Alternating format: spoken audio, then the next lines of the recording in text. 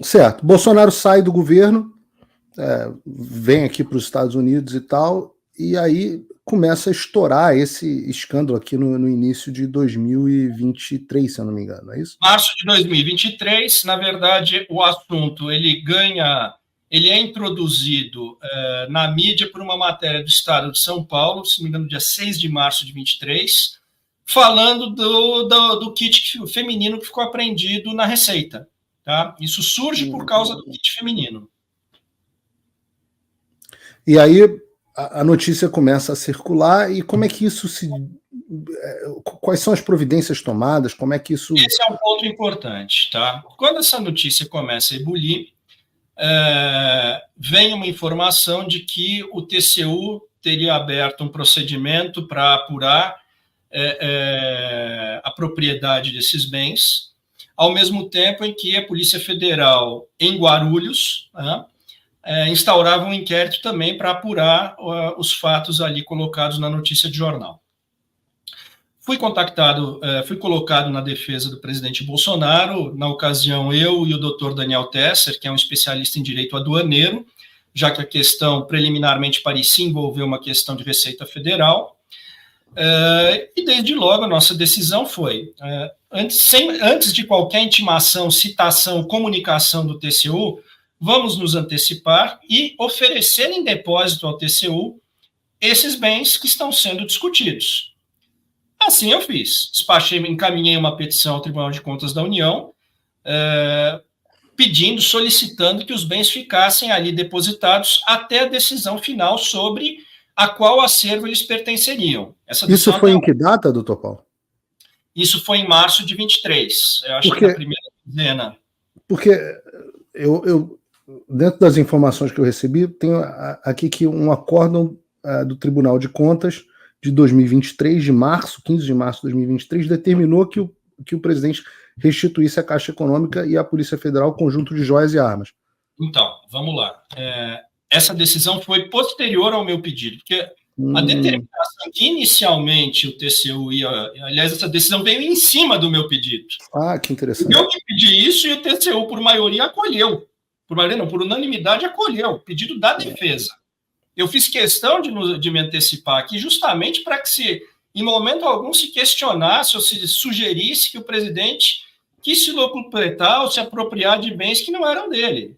Mas ele, então, tinha as joias consigo? Sim, eu entreguei. Eu pedi que elas fossem encaminhadas a mim, elas chegaram a mim e eu entreguei. Houve até uma discussão, porque foi um pedido muito insólito e inédito no TCU. Eu pedi que as joias fossem depositadas no próprio Tribunal de Contas, e o Tribunal de Contas parece que não tinha cofre, enfim, aquilo era uma situação absolutamente atípica e insólita. Então, houve até um delay nessa entrega, porque depois queriam que entregasse na Secretaria-Geral da Presidência, o Ministério Público do Tribunal de Contas falou que tinha que entregar na Caixa, enfim, teve uma tramitação burocrática ali que não se sabia muito bem como conduzir, e acabamos entregando na Caixa Econômica Federal. Mas o que eu quero dizer... Só para entender, o presidente, então, tinha as joias com ele, e a questão de recompra, de etc, etc? Olha, eu não participei dessa questão de como foi, como não foi. Eu simplesmente solicitei ao presidente que fossem encaminhados a mim. Inicialmente, eu sugeri ao presidente, evidentemente, antes de peticionar o TCU, olha, presidente, eu acho que seria conveniente que a gente entregasse esses bens. E ele prontamente, no mesmo ato, na mesma conversa, ele estava em Orlando, a gente estava fazendo uma conversa por videoconferência, ele pode entregar, pode peticionar. E assim eu fiz. Assim foi feito. Inclusive a questão das armas, até teve também precisava pegar guia de tráfego para entregar as armas, até hoje eu não entendi por que essa necessidade de devolver armas, porque nem eram bens com valor expressivo, enfim. E os bens todos foram entregues. Mas então, todos os bens do qual tratam isso é muito importante para eu entender. Todos os bens, as joias, etc., que são objeto desse inquérito, foram devolvidos e estão com o Tribunal de Contas? Tudo que o TCU solicitou em relação aos presentes do presidente da República, e eu, inclusive, peticionei, indagando se havia mais algum que o TCU entenderia que era o caso de deixar custodiado com eles, até para evitar esse vai e vem com a imprensa, olha, tem uma caixa, tem um Rolex, agora tem um Chopard, agora tem isso, agora tem aquilo.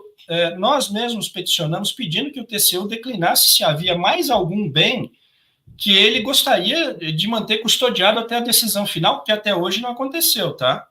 Até hoje o que nós temos ali são os bens custodiados e o caso sob análise no TCU. Não está cravado aqui que houve uma classificação errada, equivocada ou imprudente em relação aos bens. Isso é importante que se diga. Ou seja, não está decidido. Mas aí fica confuso para mim. Como é que é possível como é que é possível ser feito um indiciamento sobre venda de bens que supostamente seriam públicos se ainda não há decisão de se os bens são públicos ou não? Opa, desculpe interromper o seu vídeo, mas desde 2022 eu continuo com as contas bloqueadas e o passaporte cancelado pelo Xandão.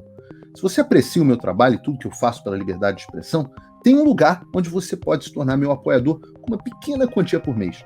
Acesse www.paulofigueiredoshow.com e torne-se meu apoiador, e aí você vai receber conteúdos exclusivos e desconto nos meus cursos. Ou então, você pode se tornar meu patrono Gold e passar a me pautar, tem reuniões comigo, você entra para o meu grupo de WhatsApp, que eu uso sempre. O link para tudo isso está aí na descrição. É uma excelente pergunta e é um dos questionamentos que nós vamos endereçar aqui à Procuradoria-Geral da República. Em processo penal, a gente chama isso de questão prejudicial. Basicamente, por palavras simples, você não pode ter um encaminhamento de uma decisão do juízo criminal quando pendente uma decisão de um outro juízo, né, embora o TCU não seja órgão do judiciário, mas não deixa de ser o órgão administrativo que está falando sobre isso, que está apreciando isso. Quando a decisão, você tem um elemento que depende de uma decisão ou de outro juízo ou de um órgão administrativo. Uhum. Tá? Essa é uma questão que será levantada, sim, porque, evidentemente, se o TCU disser o seguinte, não, de fato, esse bem aqui era personalíssimo e podia ficar com o presidente da República, não fará sentido. Uma coisa não pode ser lícita e ilícita ao mesmo tempo. Certo, mas ainda assim, digamos que seja atribuído que os bens eram públicos, quando eles são devolvidos, não perde a materialidade todo o processo? Houve algum prejuízo para o erário, algum prejuízo para o patrimônio público? Não houve prejuízo. Aliás, uma das coisas que eu me ressenti enormemente com o relatório da Polícia Federal foi em colocarem que o valor envolvido era 25 milhões de reais. Eu vi 25,9 milhões era o valor original, e agora estão falando de 6 milhões. Eu fiquei. É muito confuso. Depois que a notícia explodiu na mídia, né, atribuindo ao meu cliente a intenção de desviar um patrimônio, ativos da ordem de 25 milhões de reais, que é uma cifra absolutamente impactante. Poucas horas depois, a Polícia Federal se retrata dizendo, não eram 25, olha, o valor acho que eram 6, etc., segundo as nossas perícias, mas o trauma reputacional já estava sendo feito, né? Quer dizer, num caso com essa repercussão, não se ter a cautela de efetivamente trazer informações verídicas é realmente de se lamentar. A Polícia Federal passa por um momento delicado. Pelo menos uma ala da Polícia Federal. Eu ia perguntar, porque eu contei aqui o caso do meu avô e o dor de cabeça que ele teve com o IFAM, né? Não ele, minha avó, depois que ele já tinha morrido, mas eu nunca tinha tido notícia de algum ex-presidente processado por qualquer coisa similar. A minha pergunta legítima aqui, Fernando Henrique, Lula, eles receberam, Dilma, eles receberam presentes e venderam em algum momento? Esse acompanhamento foi feito em relação a eles? Existe alguma jurisprudência nesse caso? Eu vou te dar um exemplo, tá? Aqui nos Estados Unidos, um dos casos, quase que com um grau de similaridade, que acusaram o presidente Trump, foi dele ter levado para casa documentos que eram considerados secretos, né? Que eram considerados... Estava num banheiro na casa em Mar-a-Lago, numa sala. Exato. Qualquer um que já passou por uma mudança presidencial, eu acho que poucas pessoas já passaram, mas eu já passei e sei como é que é. Eu brinco que tem uns 10 anos que eu me mudei do Brasil. Pouco antes de eu me mudar, eu abri caixotes no Sítio do Dragão que vieram da Granja do Torto que nunca tinham sido abertos, e achei documentos até do SNI dentro. Isso, assim, é uma mudança de um presidente, é uma coisa de uma magnitude gigantesca. E, no final das contas, uma das coisas que alegaram, que a defesa do Trump alegou aqui, foi o caso de outros presidentes que fizeram a mesma coisa. E aí descobriram que o Joe Biden tinha coisas guardadas da época de vice-presidente, que o próprio Bill Clinton teve um julgamento a esse respeito. E eu pergunto, existe jurisprudência parecida para os ex-presidentes do Brasil? O único caso que nós temos realmente foi esse acórdão de 2016, e nós tivemos essa questão dos presentes, no caso, em relação ao atual presidente Lula, ela foi revisitada por ocasião da Lava Jato. E o então juiz Sérgio Moro, hoje senador, que até se pronunciou nas redes sociais sobre isso, foi muito enfático em dizer, olha, nós nunca vimos essa questão dos presentes que ficaram com Lula e sobre os quais se estabeleceu uma discussão se deveriam ter sido encaminhados ao acervo público e não permanecer no privado. Estou falando da Lava Jato, que é acusada de abusos, de perseguição, de parcialidade, etc. Palavras do senador Moro. Nós nunca vimos nisso uma infração penal, uma mera irregularidade administrativa. E vejo o seguinte, Paulo, é importante até que a gente fale isso, porque essa é uma questão que também ganha corpo em relação aos outros presidentes, que receberam presentes, provavelmente do mesmo valor, etc., ficaram com eles e nunca foram cobrados por isso. Até porque esses presentes foram submetidos aos mesmos critérios de tratamento pelo Gabinete Adjunto de Documentação Histórica em todos os mandatos. Veja você, eu gosto de... Mas foi feito um levantamento a respeito do Lula nesse sentido? Porque eu sempre ouvi que o Lula tinha levado sofá, que o Lula tinha levado quadro, que o Lula tinha levado um monte de coisa, inclusive que não eram de uso personalíssimo, objetos de decoração e etc. Você sempre ouvia essa história? Não sei eu não entrei nesse pormenor, mas o acórdão de 2016 justamente manda a restituição de uma série de itens ali, eu não me recordo exatamente se eram só do ex-presidente Lula. Mas o episódio envolvendo, que pode ser aí paradigmático para a gente colocar em relação ao caso Bolsonaro, ele vem justamente com o presidente Lula, e preliminarmente digo, não estou fazendo crítica a ele, ao contrário. Durante a campanha de 2022, campanha presidencial, o presidente Lula foi fotografado usando um relógio Piaget de ouro branco, um relógio caro, todo mundo conhece, um relógio aí da ordem de 80 a 100 mil reais. E um jornalista do Metrópolis fotografou e fez uma matéria. Olha, Lula visto com relógio Piaget, 100 mil reais e biriri. E o presidente Lula, de forma muito espontânea, justamente por não ver nenhuma ilegalidade naquilo, com toda a sinceridade do mundo, declarou, olha, isso aqui estava no meu acervo, esse relógio estava lá, achei bonito, peguei, não estava funcionando, mandei consertar, trocar bateria, e estou usando. Eu ganhei quando era presidente da República. Foram verificar, esse relógio não estava nem catalogado no acervo. Então, veja, a própria espontaneidade, a própria maneira sincera com que o presidente Lula se manifestou revela que não havia nada de ilícito ou consciência de que algo ilícito estava sendo feito no recebimento daquele presente.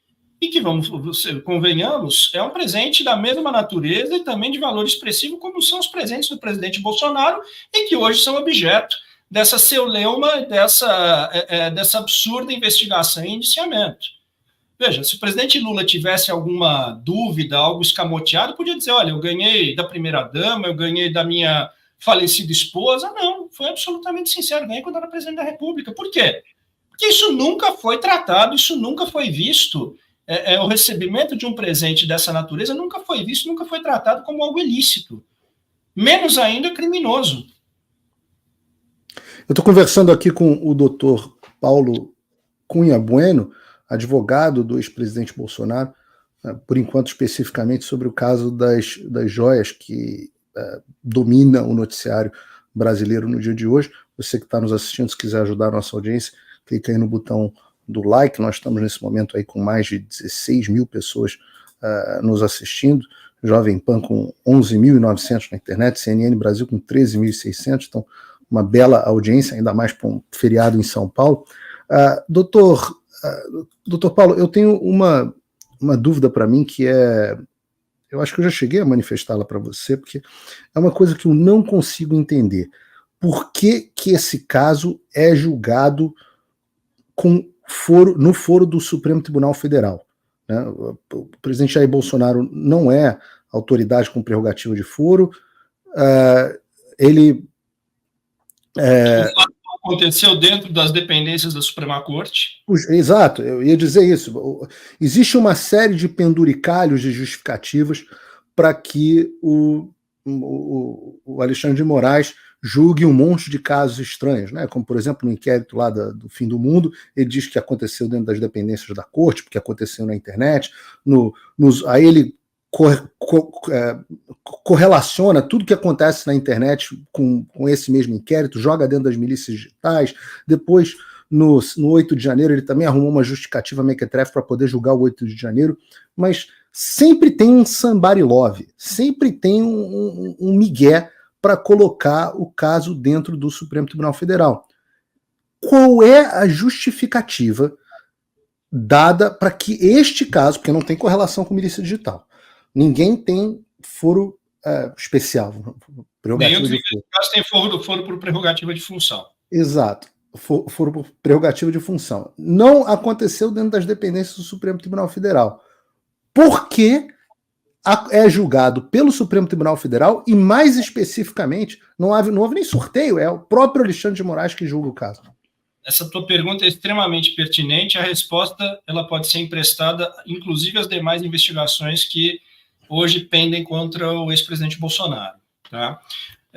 Só para lembrar, essa investigação ela começa na primeira instância de Guarulhos, por conta do ingresso e a apreensão do kit feminino na Receita Federal de Guarulhos, e a investigação começa aqui em primeira instância, inclusive com a participação do juiz de primeira instância, etc., despacho de cautelares, e o inquérito seguia, já estava quase em fase de encerramento, quando, por determinação do ministro Alexandre de Moraes, foi aberto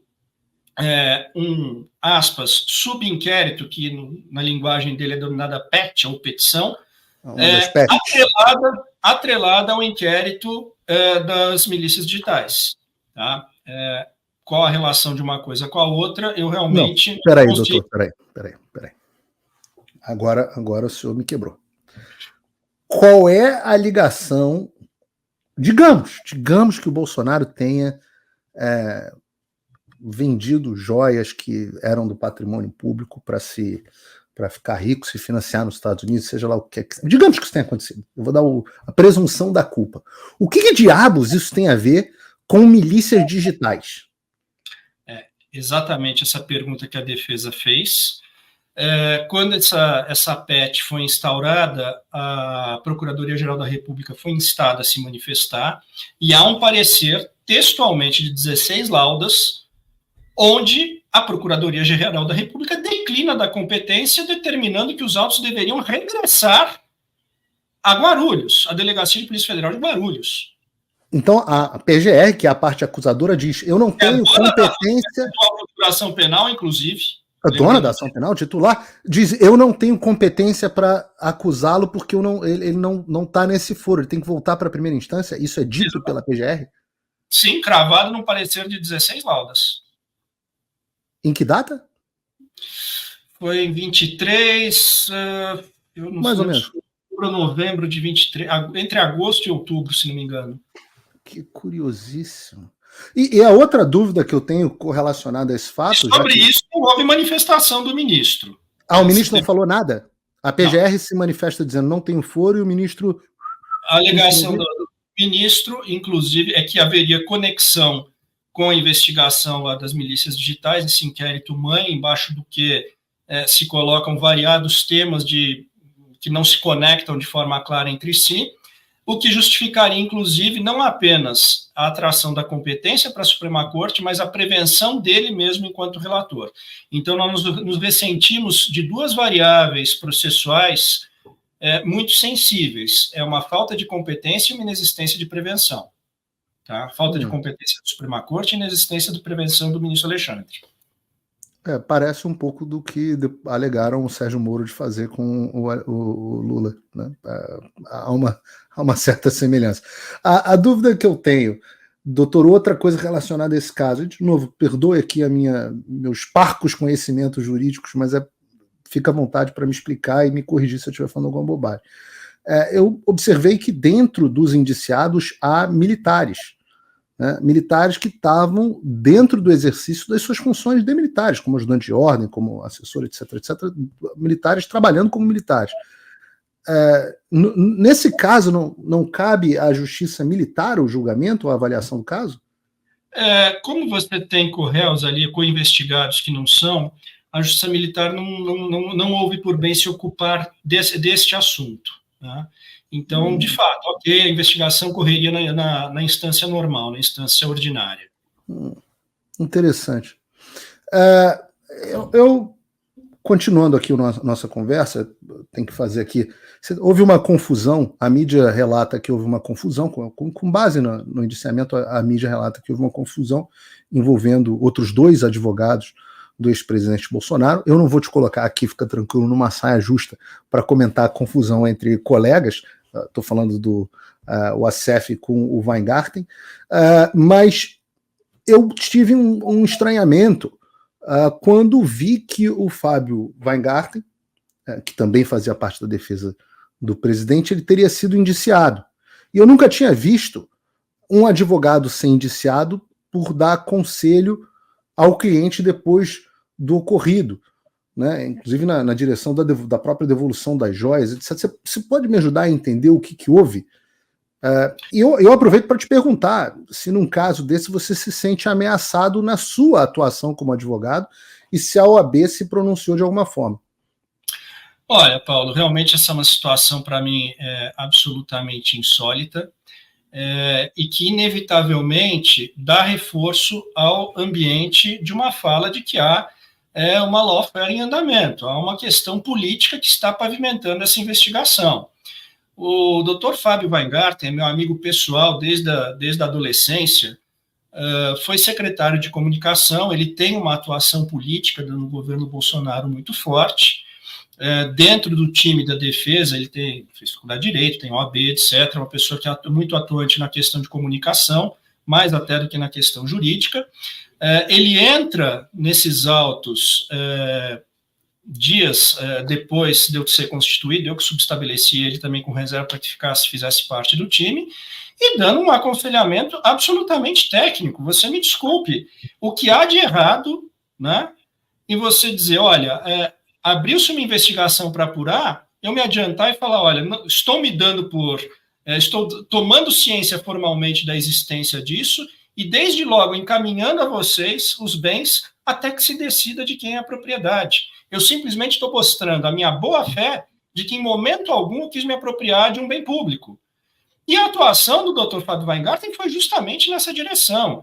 Eu vejo com enorme preocupação que ele tenha sido indiciado de uma maneira indevida, assodada, para não dizer leviana, por lavagem de dinheiro e associação criminosa. Eu fico preocupado porque nós começamos a ter aquele famigerado script de processos dessa ordem em que se começa a um só tempo a cercear o direito de defesa, expandirem-se, fazerem-se concessões com garantias do processo penal, como, por exemplo, a questão da competência, e, por fim, perseguirem advogados. Isso é inadmissível. Eu aguardo até agora uma manifestação da OAB que não aconteceu. Esse eu reputo um fato gravíssimo e, repito, repete-se um script que já é conhecido na história da humanidade. Advogado parece que é visto como alguém que atrapalha, não como alguém que colabora com a justiça e com a busca da verdade. Você se sente intimidado de alguma forma, doutor Paulo? Olha, Paulo, você conhece um pouco a história da minha família, não vou entrar aqui porque não importa, mas eu acho que eu gosto de lembrar uma frase de um linhagem boa de cavalaria com sempre. Avô herói da FEB e tudo mais. Sempre. Então, a gente tem isso no nosso DNA, mas o que eu posso dizer, eu gosto de citar uma frase do falecido criminalista, doutor Pascoal Barbosa, que dizia que para advogar você só precisa de coragem. Saber escrever ajuda, mas você precisa de coragem. Então, eu não sou uma pessoa que vá me intimidar, faço a minha advocacia dentro da legalidade, dos princípios éticos que pavimentam o exercício dessa profissão. Doutor, nesse sentido, qual é a estratégia da defesa técnica nesse momento, agora que vocês tomaram conhecimento do conteúdo desse indiciamento? Olha, diante de tudo isso, vocês estão com receio de que haja um julgamento político? Os indícios, assim, da questão técnica do foro, da falta de prevenção, da forma como o advogado sendo tratado, da parcialidade no tratamento da matéria em comparação com os outros presidentes, etc, etc. Eu confesso, muitas vezes as pessoas perguntam, Paulo, por que você não volta para o Brasil e vê o que o STF tem contra você? Eu falo assim, bom, porque eu não acredito na justiça do STF. Eu sei que você, como advogado, o senhor como advogado, não pode dizer uma coisa dessa, mas qual é a estratégia da defesa diante disso nesse momento? Paulo, eu trago um aspecto pessoal que me dói muito ver a maneira como esses casos estão conduzidos. Eu sou filho de um magistrado de carreira. Meu pai foi desembargador, foi vice-presidente do Tribunal de Justiça de São Paulo, presidiu a seção criminal, ocupou a presidência, inclusive, por um período, de sorte que eu tenho o modelo da atuação judicante do exercício da toga tido por um dos seus melhores exemplares. E eu me ressinto muito quando eu vejo garantias do processo penal, que são o primeiro pavimento de uma sociedade que pretenda ser democrática, serem relativizados por julgamentos de ocasião. O garantismo de oportunidade. Isso é terrível. O Brasil já teve experiências muito ruins em passado recente, em que se praticou esse roteiro.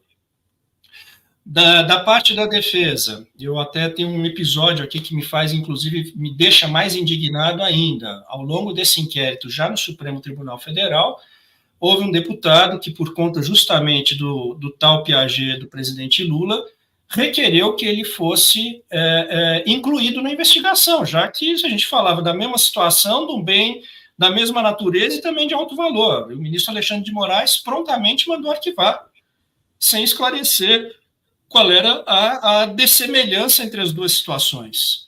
Então, nós não podemos pretender, um Brasil que se pretenda democrático, nós não podemos viver naquele modelo orwelliano, né? Todos são iguais, mas uns são mais iguais que os outros? Não, de forma alguma.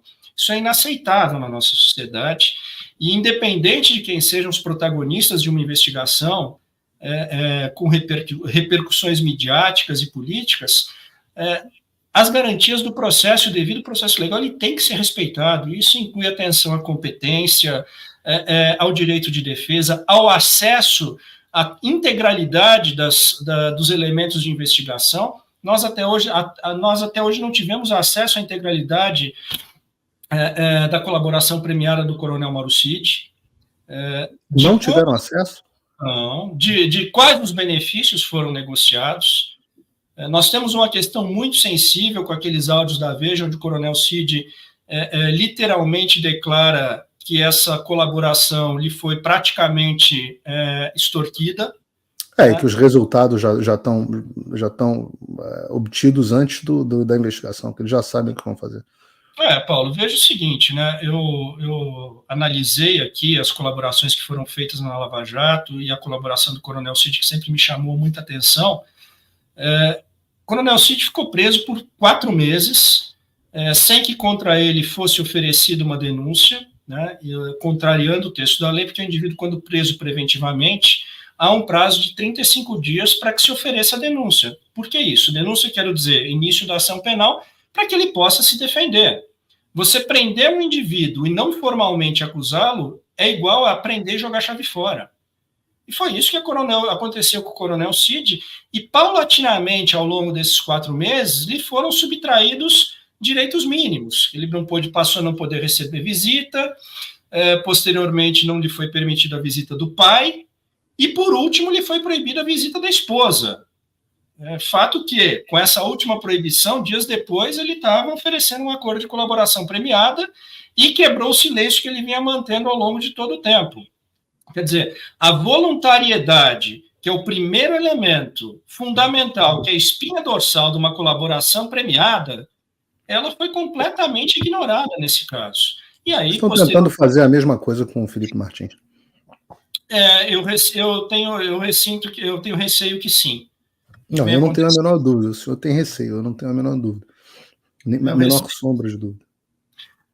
Então, de fato, nós temos aqui um processo que vem se tornando emblemático.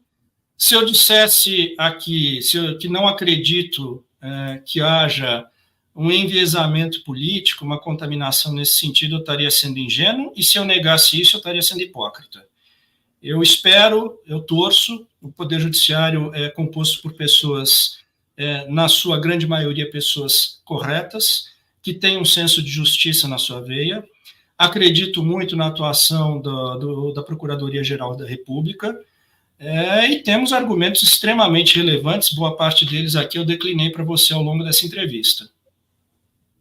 E eu fiquei muito... achei a sua leitura política muito aguçada, doutor Paulo. Não sei quanto que o senhor acompanha da política americana, mas talvez tenha visto que o Donald Trump também foi indiciado por crimes assim de pouca expressão, né? A gente citou aqui um deles. O outro foi ainda mais ridículo, uma tecnicidade na campanha, na atribuição de valores para o pagamento lá de um acordo de confidencialidade. Mas no final das contas, a população olhou para isso e viu uma perseguição política. E com isso, Donald Trump saiu muito mais forte, fortalecido. E a justiça americana desacreditada. Hoje existe uma discussão muito grande aqui sobre o weaponization, né, sobre o lawfare na justiça americana. Você vê paralelo entre o caso do Brasil e dos Estados Unidos, doutor? Eu vou até um pouco além, viu, Paulo? É para a gente... Nós que prezamos aqui pela democracia, ainda mais no 9 de julho, eu acho que a gente pode até tirar uma visão de macro, uma big picture melhor disso tudo. Eu vou falar do Brasil, mas o que eu vou falar sobre o Brasil pode servir ao mundo também. Infelizmente, a gente está criando um script, e eu não vou entrar nos pormenores de cada caso, na peculiaridade de cada um, de que todo presidente ou ex-presidente pós-mandato tem que ter um final dramático, tem que passar um momento dramático na sua carreira. Foi com Dilma Rousseff, foi com Lula, foi com Michel Temer, está sendo com Bolsonaro. E parece que esse roteiro, que é muito ruim, de novo, não estou entrando no pormenor, no particular de cada um dos casos, não é esse o ponto. Eu acho que isso, como um roteiro recorrente, é muito ruim para qualquer país. Ele revela uma imaturidade democrática e revela que em muitos momentos a política subjuga a própria justiça, ou que a justiça, você tem a politização da justiça e a judicialização da política. Esse é um binômio horroroso. Né?